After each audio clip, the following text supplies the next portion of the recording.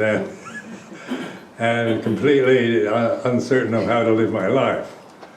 And then this was a time, 1962, 61, 62 in Berkeley, where everything was going wild and people were experimenting with all kinds of things. So this led to, I had this interest in teaching of the Buddha many years before that, but it kind of gave me the impetus and the direction to use my life to find out what is ultimately true, rather than just live it according to my own particular attitudes or cultural perceptions. And of course, this has to come from a place where something you have faith in and trust in. And this I found with the Buddha's teaching. As soon as I was able to come across them, recognize them, I had a faith arose, a kind of faith, a strong sense of interest and longing to find out more. So now, I was 21 at the time when I came across Buddhism, Zen Buddhism, and I'll be fully 80 years old next month. And it's been a lifetime of, you might say, experiment, of determination to put into practice the teaching of the Buddha, because that's where my faith arose, my trust.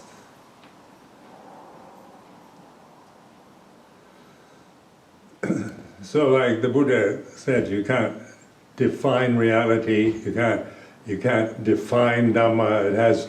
You can define things that have shapes, sizes, that have beginnings and ends, colors, and so forth. So in terms of the Buddha's teaching, the four elements, the earth element, fire, water, air, these are the conditioned realm that we're living in. Our bodies, our mental states, our emotions, feelings, everything that we're experiencing at this moment, sitting, breathing, feeling with your body, hot, cold, pleasure, pain, or whatever, is you can trace to these four elements: the solid element, the liquid element, the air, and the fire. And then we're also, at this very moment, experiencing to others space and consciousness. So these are immeasurable elements. They have no boundary. They have no color or shape. So, just to put into perspective, a way that the Buddha taught was through reflecting on the way things are, through paying attention, through observing.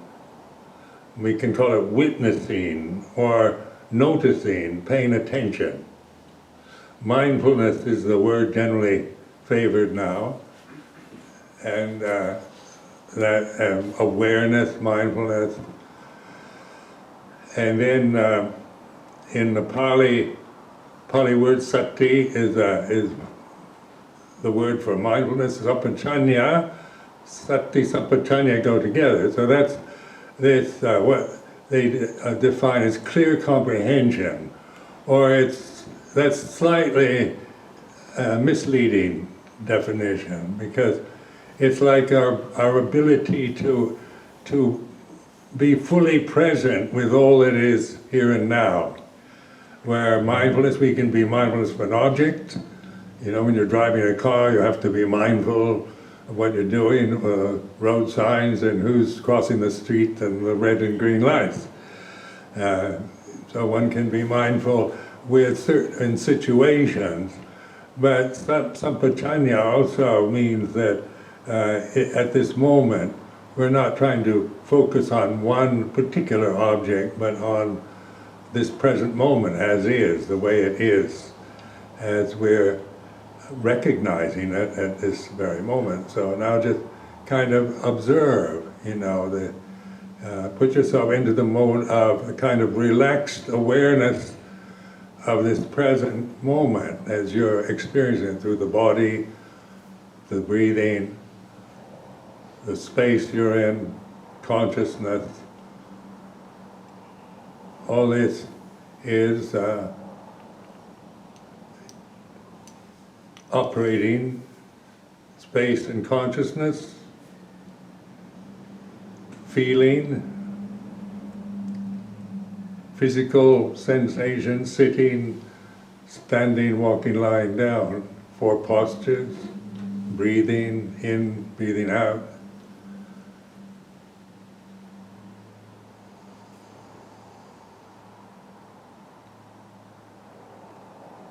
Your mood, say your emotional quality of this moment is like this, whatever it might be, because it's different probably for each one of us.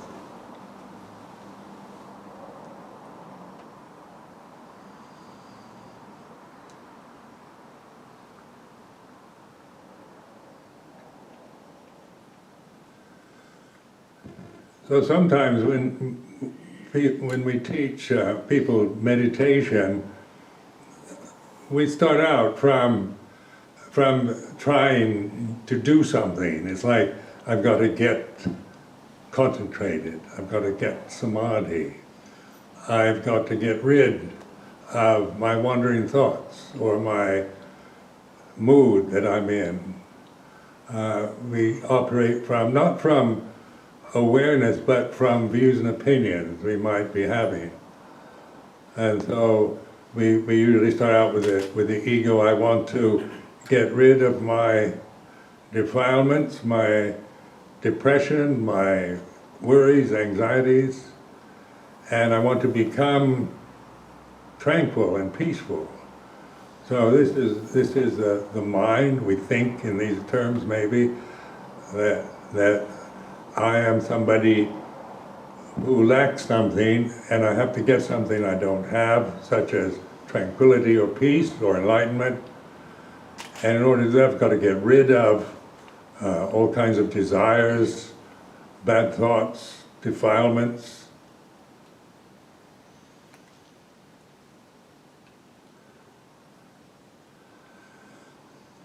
So this, when you look at this for what it is, it's a creation. We create ourselves in the present moment. So we all believe in what we think we are. I am somebody who needs to get something I don't have, such as enlightenment. I need to get rid of all the things obstructing that.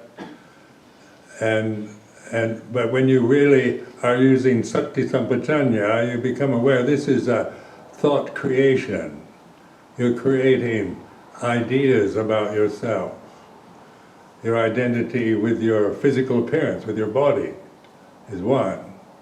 We're strongly identified with our physical body, with being male or female, with our age, our race, ethnic identities. These are all creations of the human mind. They're not ultimately true. But we regard them as our reality. We regard the real world as my thoughts, my views, opinions, my beliefs, or so much of our beliefs and opinion views have come from external sources. We're told what is right and wrong, what to believe in, and so forth by others. So sati sampajanya then is ability to recognize this. I'm not saying anything's wrong about this. I'm not criticizing it, just pointing out that what you're thinking, what you think you are, is a creation of the mind. And if you attach to your own creations, then you become that kind of personality. You become somebody that needs to get something you don't have, get rid of bad things that you have. You've got views about how you should or shouldn't be, how the world should be or shouldn't be. But at this moment, it's not about what we think, but an awareness of thinking, of feeling, of physical sensation, of sensory impingement.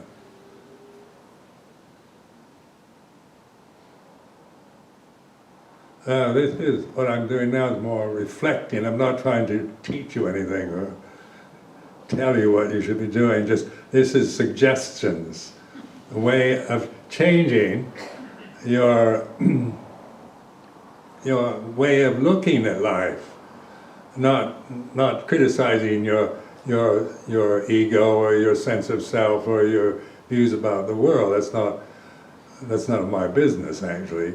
But changing from being one who's caught up in the conditioning you've acquired to returning to a pure state of awareness, pure conscious awareness, which is possible for us to do. It's not that it's absent. It's just we so caught up with our own conditioned attitudes, views and opinions, fears and desires that we've lost that sense of reality, ultimate kind of oneness, that natural purity that is with us all the time, never leaves us, but we forget about it.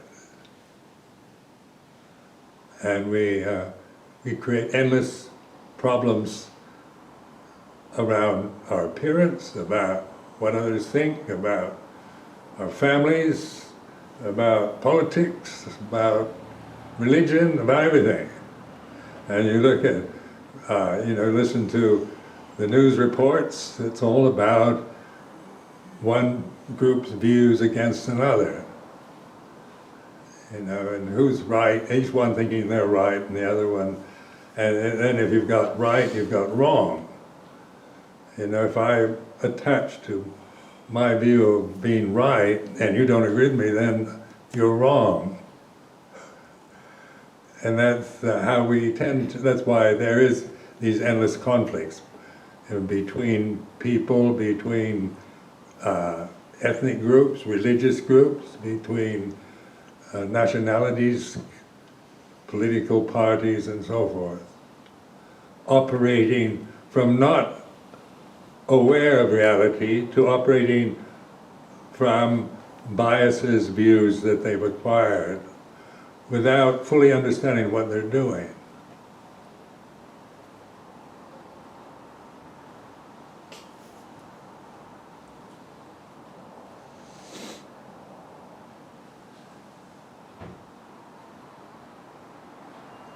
Consciousness is, we're all experiencing consciousness.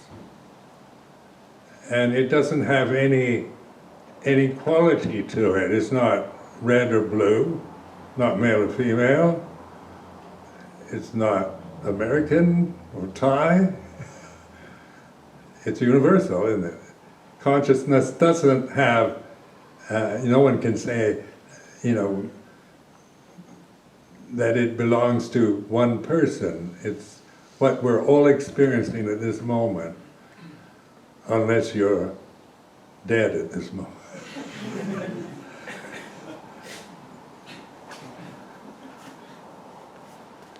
So this is a reflection of, because consciousness is something the West doesn't understand very well. And we tend, in my background, I was more or less brought up to think consciousness was my brain, or in my head, or body. And that when the body dies, then consciousness goes. And, we have these views about unconsciousness and consciousness. And, but we don't really understand consciousness. In Western science, they don't understand it really. Now the Buddha, Buddhism is an ancient religion. It's 2,557 years ago, so it's not New Age kind of discovery. It's a very ancient teaching, but it's based on wisdom. In Pali they use the word panya, or the ability to discern reality, to know reality.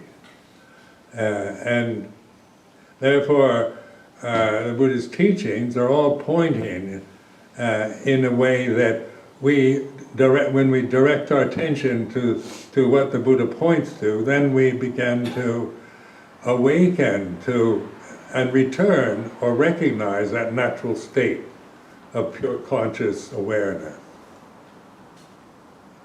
Before you become a person, before you become a personality or male or female or whatever. Also, just to change your attitude towards consciousness as something that is that which we're experiencing now, but has no boundary. It's not like it's in me, and then and then there's a separate consciousness in each one of us. That's one way of looking at it, my consciousness and your consciousness. For that, we have to start identifying me and you. That's separative, that's thinking, isn't it? Thinking creates division. And when we think, then we're always operating from a divisive function, a critical function. Thinking process is about, what we criticize, what we compare things with. So we learn how to think. We're not born with a language, like a newborn baby doesn't speak any language, but it's conscious, fully conscious in a human form. And we learn a language as we get older. We learn the feelings, what's right and wrong and good and bad according to our parental impressions, our social position, what our mother, father, and society tells us. And we acquire a sense of ourself and our place within a social structure. But that's conditioned, we acquire that after we're born. Like a newborn baby doesn't have an ego, is not a person, doesn't have a personality, doesn't have a language, doesn't have a nationality, doesn't identify as being male or female, but that identity you acquire later on. There's pure consciousness in the human form. A newborn baby has instinctual intelligence. It knows how to survive when it has to depend on the mother or somebody else to protect it, take care of it, feed it, nurture it. And so, but it's still pure consciousness, same as this present moment. So what I'm implying is that pure consciousness then is forgotten as we get older and we become strongly identified with our gender. Boys are like this, girls are like that. With our social position, with your rich or poor, with your mother's views and opinions, your father's and feelings and so forth. Then you become a personality. You develop a sense of right and wrong, conventional attitudes, opinions and views, language, and all this we become conditioned. We become a conditioned person. So like with mindfulness meditation, it's not to destroy conditioning, but to give perspective on it. How to get perspective on that which we've acquired after we're born. Like your personality, your ego. How to get perspective on your social identity, your conventional attitudes, your cultural conditioning. How to get perspective on your own language, your thinking process. How can you do that? because we try to think our way to enlightenment. We hold to our thoughts and views about Buddha's teaching, enlightenment and so forth, and then we operate from what we've learned from other people, the opinions, views of teachers or scriptures.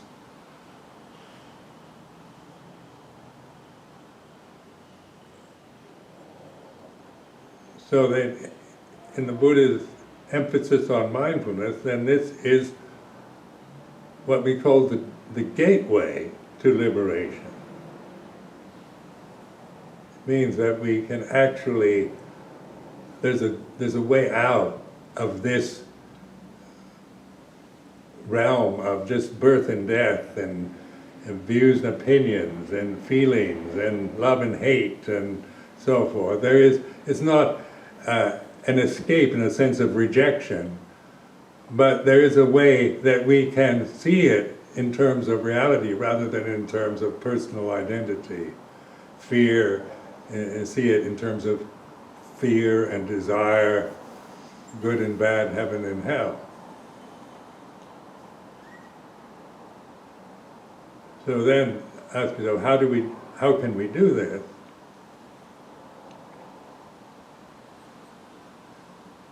Then there's one statement the Buddha, when he was enlightened, said, he said, the gate to the deathless is open. This always appealed to me. Aparuta de sangamatasa tawara, the gate or the door to reality, that the deathless is ultimate reality. And the gate to the deathless,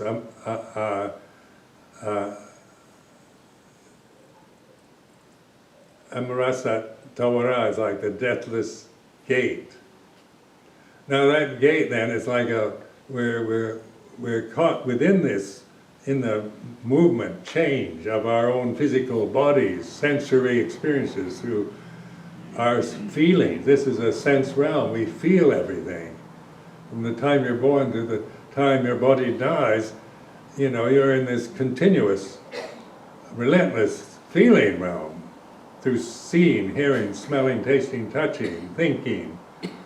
And it goes on, it's very powerful. We were so caught into this realm, this fiery realm of our bodies and the desires that come and the fears, greed, hatred, delusions. Is there a way out of it? It's not, some people think suicide is the way out. But that's not it. Because that's another creation, isn't it? You think if you just kill yourself, that will be the end. So it's not about suicide, but it's about awareness, awakened attention in the present moment, awakening to reality.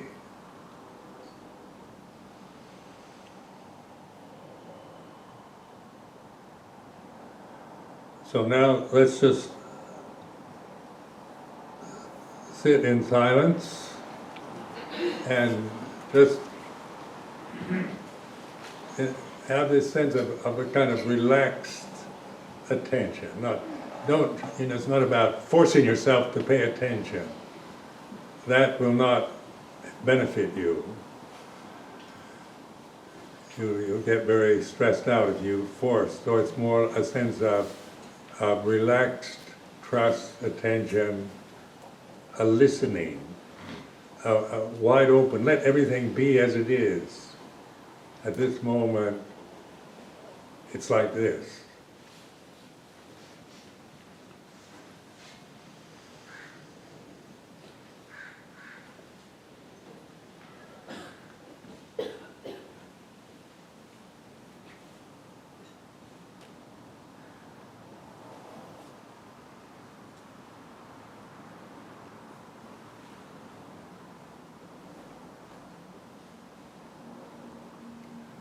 If your mind wanders or you're confused about what you've heard, just be aware. You don't have to figure it out. Just I'm not asking you to do anything but just pay attention to what is happening to you at this moment. Physically, breathing in and out, sitting, the mood, the emotional quality you're experiencing is like this.